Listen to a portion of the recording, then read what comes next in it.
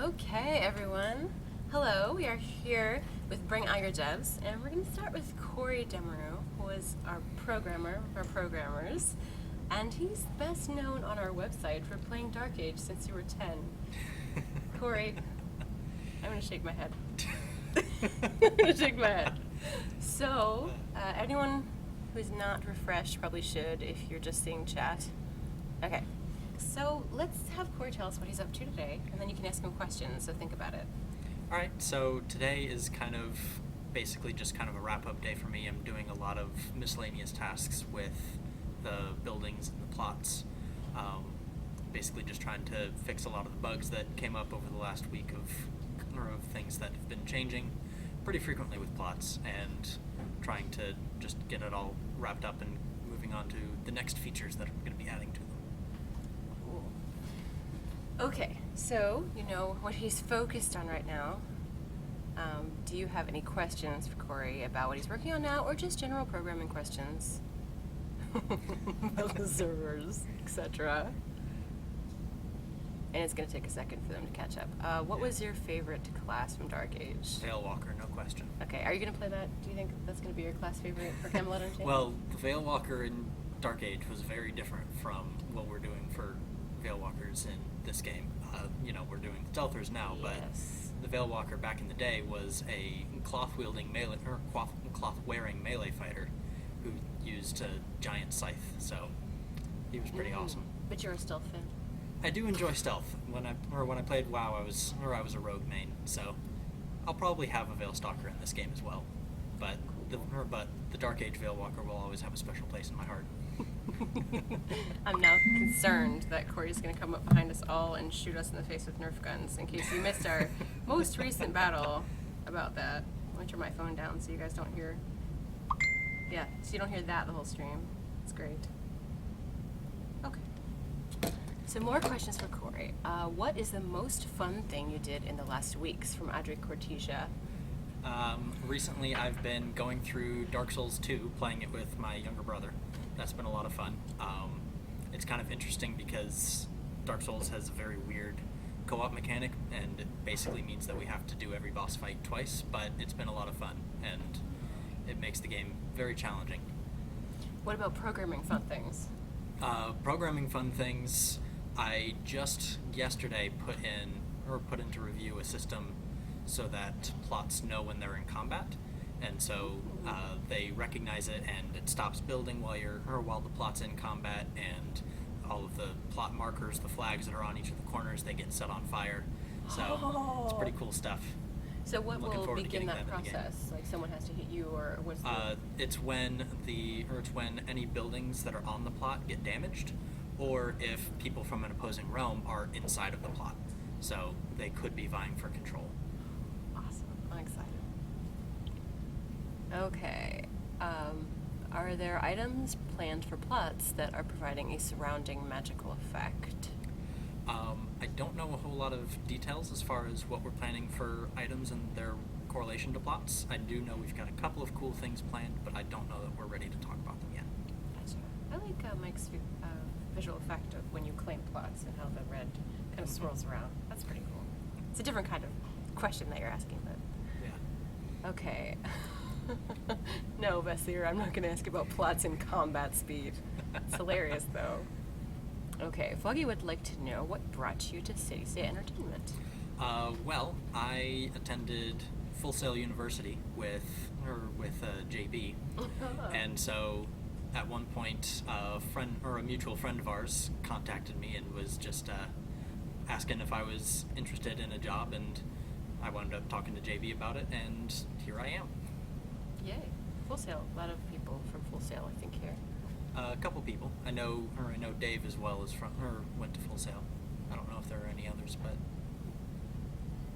Yes, the Knitted Duck from Max was deciding to join us on the stream briefly with Cory. Oh, Oldovic. Is beard length representative of a programmer's seniority? Oh, not at all. Ask that to Tim. That's what you want to say for Tim. Okay, more questions for Cory? Oh, Brian claims that is the case. Sorry about that, Cory. Yeah, well, There was a while there where my beard was pretty long, but ultimately it got too itchy, so. Yes. You know, they do change. They do shave on occasion. Alright, catching up with the stream. Some new people joining us. Hello, Biana. Banana. It's like banana, which is next to you. Foggy asks, what's your favorite programming language? I'm definitely the most familiar with C++, but recently I've been taking a liking to C# working on the server, so I've been having a lot of fun with that. What was the hardest thing you've had to program so far at CSE? Ooh, hardest thing I've had to program. Probably, I think my first instinct for that would be when I set up the building system for the first time. I didn't set up the actual placement of blocks. That was Andrew. He did that over, I think, Thanksgiving at one point. But then I had to go back through and kind of clean up that code and make it go from being something that was usable on a tech side to something that we could actually get into the player's hands. And that was a pretty big challenge because I had never worked in that kind of system before. Gotcha. Have there been any funny bugs you created that you can share with us? accidental things? Well, there have not really anything on the visual side, but I actually did just fix an issue that under a very specific set of circumstances, you could be building on one plot, and then it would actually be giving you ownership of a completely different plot that had absolutely nothing to do with the one that you just built on. And sounds like a feature, Corey. And the server was completely okay with it, and it was just like, oh yeah, you can totally keep building there, and it was bad. Okay. How did you discover that? Was it a person who... I actually saw a side effect of it this morning with JK, and so I've been kind of tracking that down for most of the day. Okay. Random plots, yes. Okay, so you have roughly 8 more minutes with Corey. What are your burning questions that you always wanted to ask? 'Cause you don't get to see Corey that much. He's kind of back there, making all the things go. Andrew Kojija, I'm not going to ask about the tiara of shame. No one wants to remember the tiara of shame. No.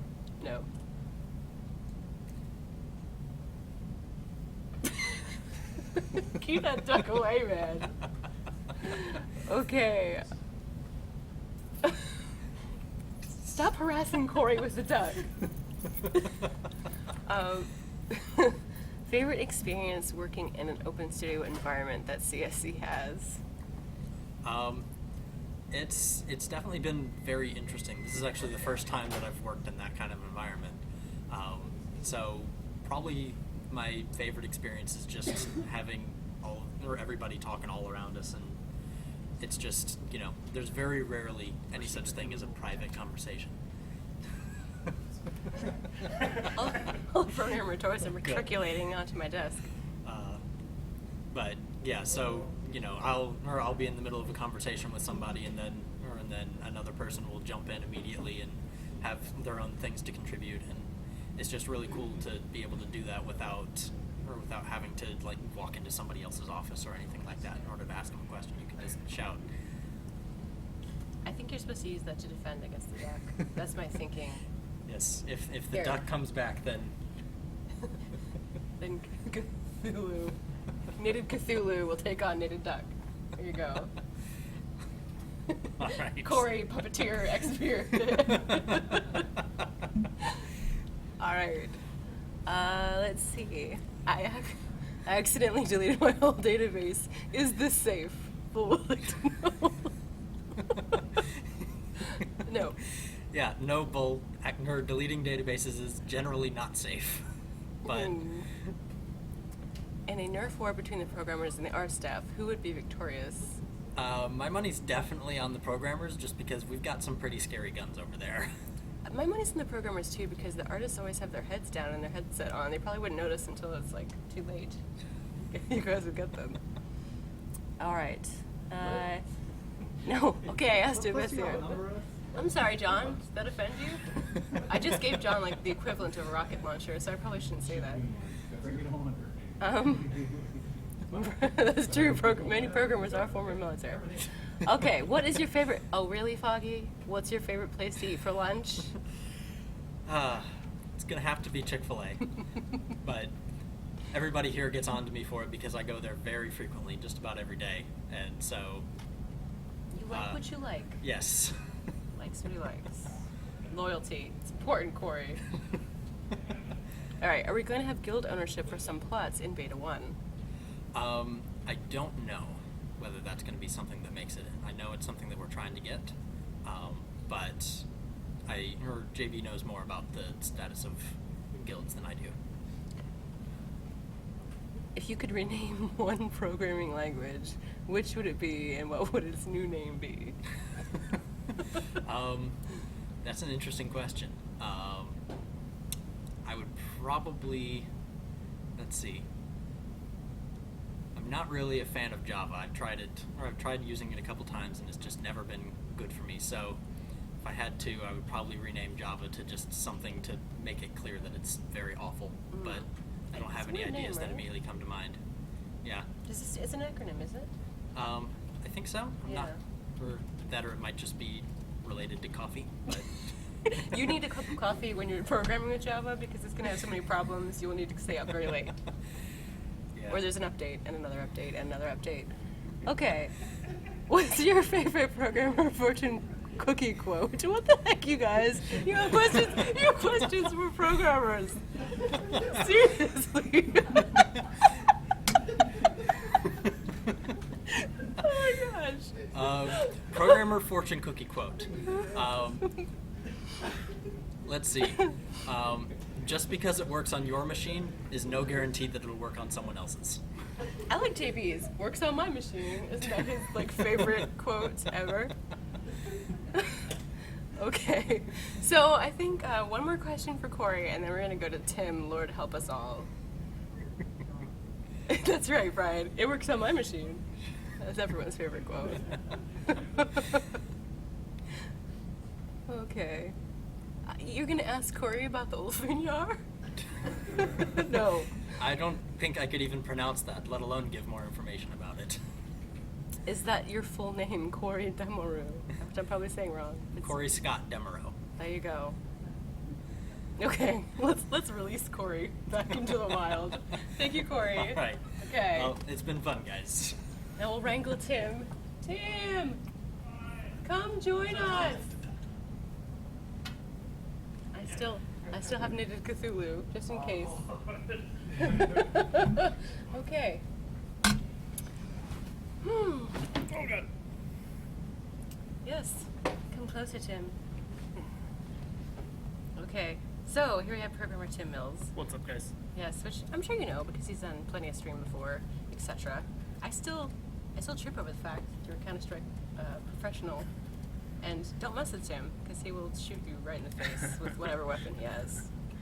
No, JB. So tell us what you're up to first before they ask you questions.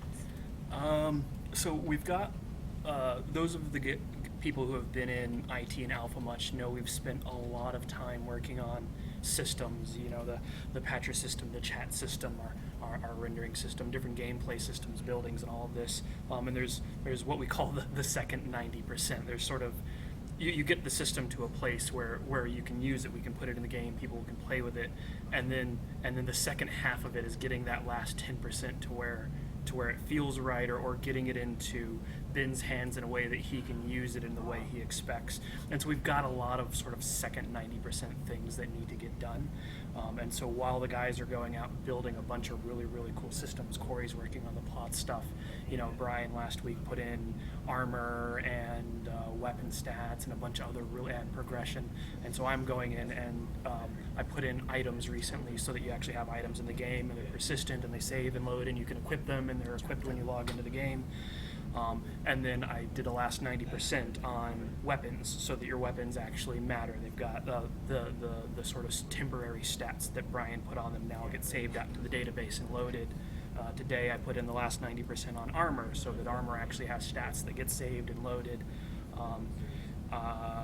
we had some stuff we call the requirement system, which is, this ability only works if it meets this category of requirements. And so that's the joke about backstab is I put in backstab, and so our normal attacks do like 10 damage, and backstab does 10 damage, and then if you're behind a guy, 100,000 damage. That's my favorite thing right now.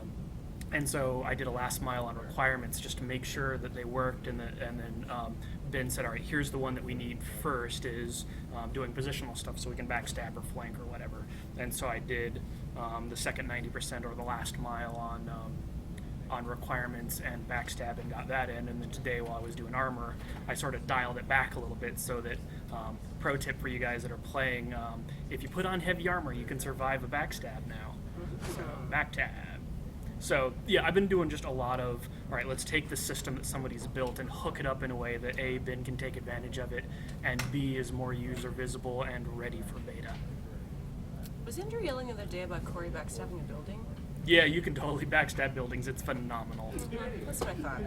It just carves out this, because most of our melee attacks sort of do an arc in front of you. It just makes this like mouth-shaped bite out of the building. Backtab a building. So remember, kids, siege from the east. Or west? Siege from the... I can't remember. One of those. You'll figure it out. I have faith. Okay, yes, Tim is working on a lot of things. Lots of things. Lots of things. But again, like I said, all the other guys are building really, really cool systems. I'm just coming in once they've set them up and sort of tapping them into the goal. Yeah. Barbecue Tim is really good about describing things. He's one of my favorites because he'll come over and explain to me what everyone is doing in ways that are understandable to everyone. Yeah, I do some of that. I a lot of times for Tyler, I'll translate engineer speak into producer speak. Mm-hmm. Can you backstab with a siege weapon? You'll have to ask Dave. He's working on the siege engines. Hopefully you saw that earlier. Yeah, taking all the glory. Somebody's got to do it. Do you sleep sometimes? Sometimes. That's what Sundays are for. Yes. So you're working on a lot of everything. If something goes wrong, can we blame you for it? It probably in some obtuse, abstract way, yeah. Assuming that you're a Marvel fan based on your numerous Spider-Man Venom shirt sweaters, what do you think of Daredevil Season 2? This is what you want to ask me? I haven't seen it. I've been too busy making the game. Okay. They're also asking you to explain OVR. Well, when a U loves an LFHEONAR, No. right? That's what we're going for? Yeah, I think that's what we're going for. Brian, I'm sorry. I love talking to you too. Tim just comes over more to see me, and you never do. Spell, Tim. Okay. Sometimes I spell check JB's code too. What's your favorite system that you've worked on? The one that I'm sort of the most proud of was chat. That was just really fun to work on and got a huge chunk of community interaction going. And also, I've gotten JB starting to work on it more, and other guys have gotten to contribute to it. But that's probably my favorite system that I've just taken from scratch and put in, and I had a ton of fun with it. And I still enjoy working on it, though I don't have as much time lately. Okay. Who looks closer to their age, Tim or Cory? We're not doing that either. You'll believe that MJ has a secret man cave office somewhere that I just haven't shown you. You've seen him sit there in the mornings. You know where he is. Okay, more questions for programmer Tim. Emphasizing the programmer portion. He does. No, he does not have a secret man cave. Okay.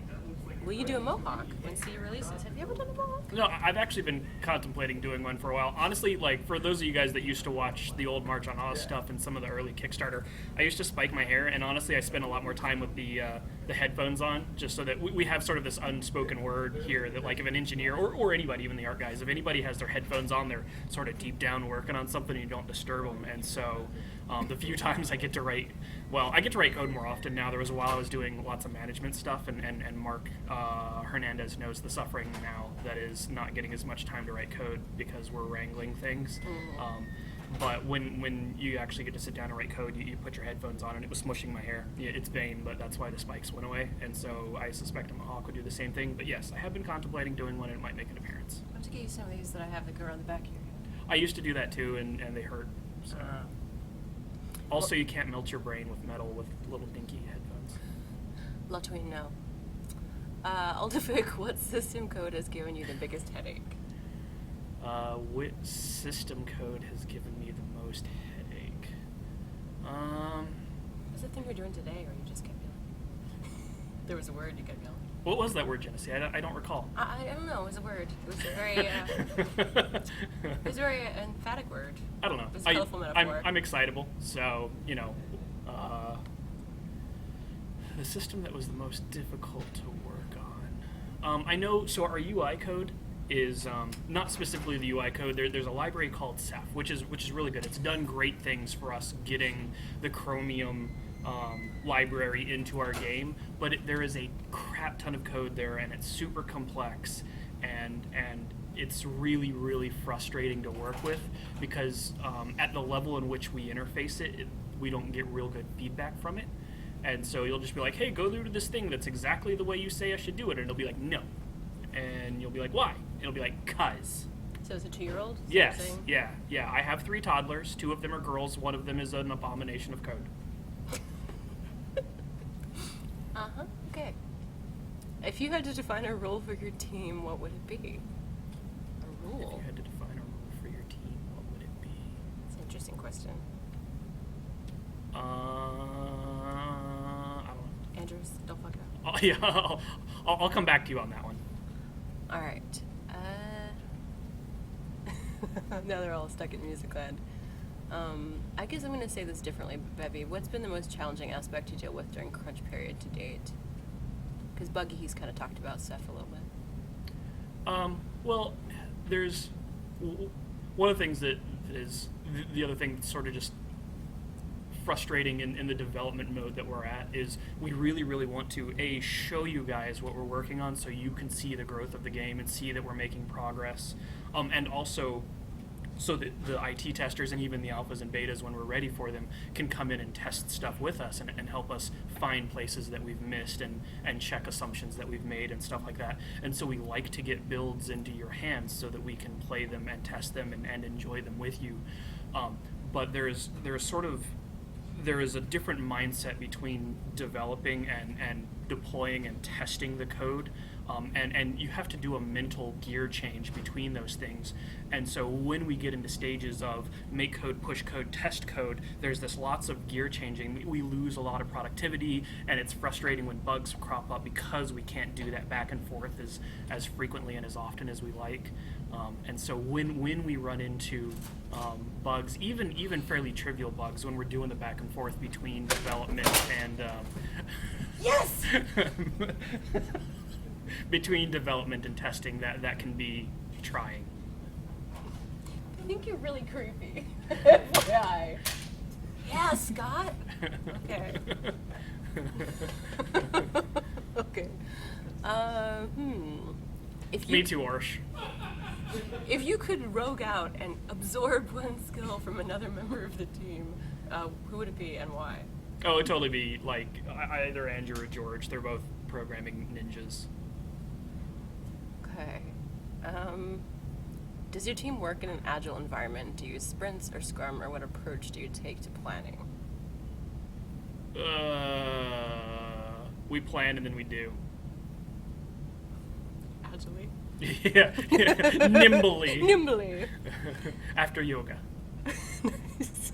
Okay. Really? What is Tim's favorite programmer fortune cookie saying? What? You guys are terrible. Right? Where did we get these viewers? Was there like a discount viewer shop? Oh. Oh. I think that's a no. That's Tim's very subtle way of saying no. What am I saying no to? You don't want to tell them your favorite fortune cookie programmer saying. You did the same thing to Corey, you said. Yes, Lawtween, that kind of counts as asking your question. I didn't mess it up. I asked it as you liked. Oh, they're all crying now. They'll live. How much caffeine do you drink daily in a crunch period? I actually only have probably one Mountain Dew a day. I have stomach issues, and so I have to be careful how much caffeine I get. So one right in the middle of the day gets me through the day. There you go. Aww. You'll live. Builds character. Tim's in dad mode. I'm more excited about the new Venom movie, Guinness. I'm not sure what you mean by old school programmers, Oldavik. Can you define that? Hiding. So 1 caffeine and 10 beers. You're funny. Okay, do you have any further questions for Tim, who has 4 minutes left with you? Besides asking him his views on Marvel? No. Brian? It sounds like a song. Where have all the old school programmers gone? I've got a little chiclet solar-powered Logitech keyboard. I like, at home, I use a laptop, so I prefer either chiclets or mechanicals.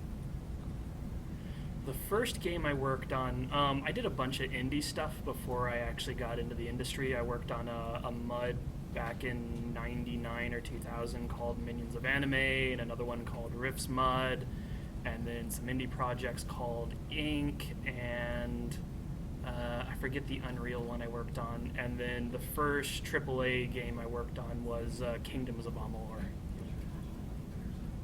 What's with the tacos? That's a fair question.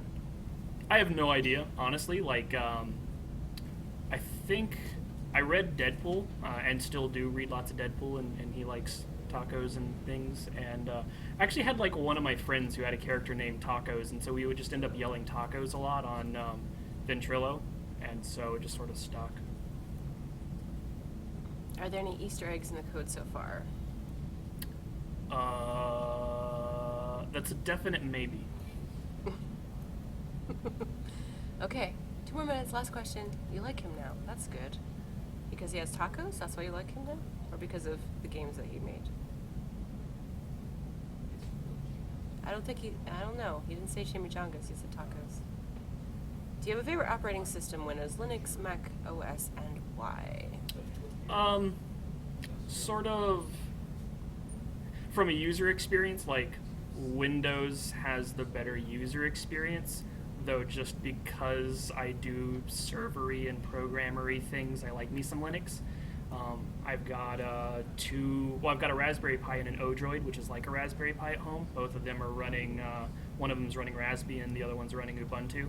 So I do lots of Linuxy things, and Windows, they're both good, and they both have their uses. And then if you use Mac, you're just terrible. Infamous says, what do you do to push yourself in your coding knowledge and skills? You just have to keep challenging yourself. Be willing to admit your mistakes and learn from them. And you can there's always somebody that's better than you, and if you get the opportunity, learn from them. And I'll just challenge stuff. Every time I got something new, like when I got assigned to the items, I straight up told Andrew and Mark, like, hey, this system intimidates me, and so I went in and did the research and asked them questions and got better, and I'm pretty happy with it, though we haven't stressed it super hard, so we'll find out how well it came out here in the coming weeks. Well, I think we should end because people are saying they like you a lot. So, on a high note, we'll end. Yay! Thank you, Tim, for joining us, and for all of you for coming out to bring out your devs. In about 3 hours, we will have Enter the Depths board game, where you can watch that again with Max and Cory and Dave and some other people. It will be at 8 o'clock Eastern Time, 12 o'clock UTC, and 5 o'clock Pacific Time. So join us in that time. We'll see you guys later. Thanks, guys. Take it easy.